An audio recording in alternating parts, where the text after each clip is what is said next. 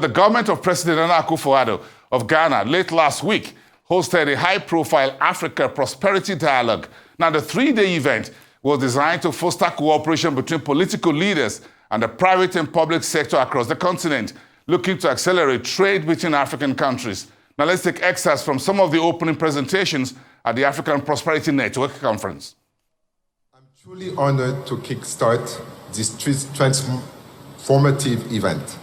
A warm and hearty welcome. Today, we gather not just as leaders and as individuals, but as architects of change, committed to shaping the future of our beloved continent, Africa. In the spirit of unity and collaboration, let us embrace the diversity of thought that defines Africa. Our shared vision for prosperity is rooted in harnessing the unique strengths of each nation gathered here today. Through meaningful dialogues over the next 3 days, starting today, we will define our Africa, focusing on the theme, delivering prosperity in Africa, produce, add value, trade.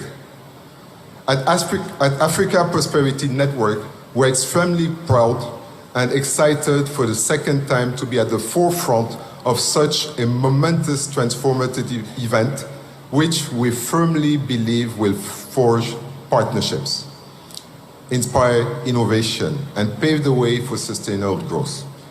We therefore present to you 8 inspirational panel sessions, which will speak to the pressing challenges we face while celebrating the successes and countless opportunities that lie ahead. Africa's potential is limitless, and the conversation we will engage in here will fuel the engine of progress. Whether it's about how we do business differently and add value to what we produce, how we unleash Africa's food and agribusiness potential, get Africa to be truly part of the global value chain of its natural resources, accelerate inter-Africa trade to enhance transportation and logistics, provide critical enablers for single market success, leveraging infrastructure, innovation and technology, provide strategic and sustainable finance for investment in infrastructure, provide advancement in technology, foster entrepreneurship, address social economic disparities, we should remain committed to charting a course that benefits to all Africans. I encourage you to participate actively, share your insights, and forge connections that will transcend this forum. The outcome of these 3 days of dialogues should echo in our government policies, in our boardrooms, in our classrooms, and must impact the life of communities across Africa, contributing to a legacy of shared prosperity for generations to come. I would like to leverage the African Prosperity Dialogues platform to highlight a few policy initiatives that I believe are of utmost significance. These initiatives serve as a crucial foundation for substantial topics that will be discussed during this morning's summit. These are private-public partnerships, diaspora inclusion, and thirdly, the alternative approach to investment promotion. Your Excellency, for Africa to experience real economic growth, the private sector must take lead, thrive, and also be resilient. I have always maintained that governments do not create wealth, the private sector does. And therefore, incentivizing the private sector is the surest way to achieve sustainable growth. The role of government is clear, creating a conducive environment and policies to stimulate growth. Through public collaborations with private entities, the government can leverage funding, expertise, and innovation to accelerate infrastructural development and other critical projects. This will not only facilitate economic connectivity, but also enhance the overall quality of life of our people.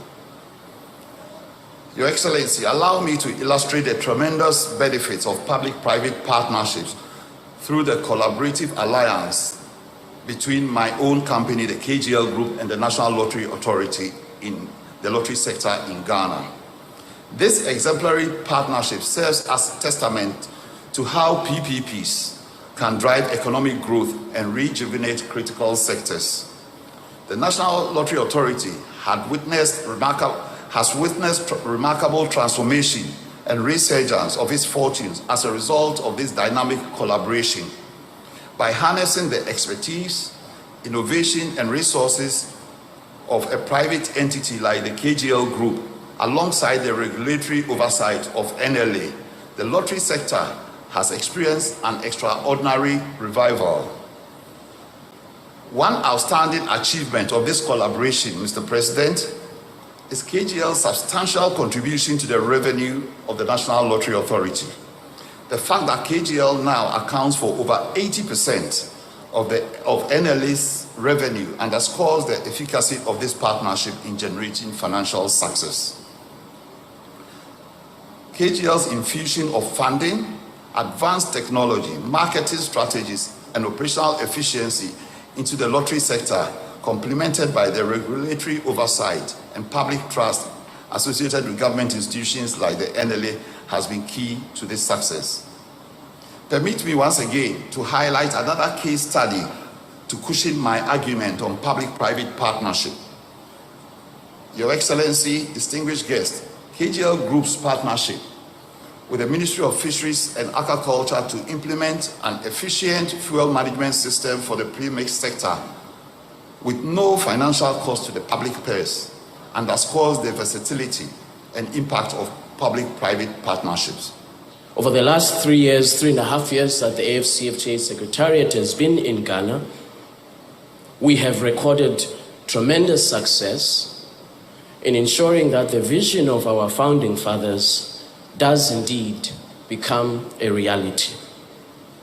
Trade under the AFCFTA has begun. We have a program that we initiated last year, which is designed and intended to see the realization of the trade that all of us want to see on the African continent.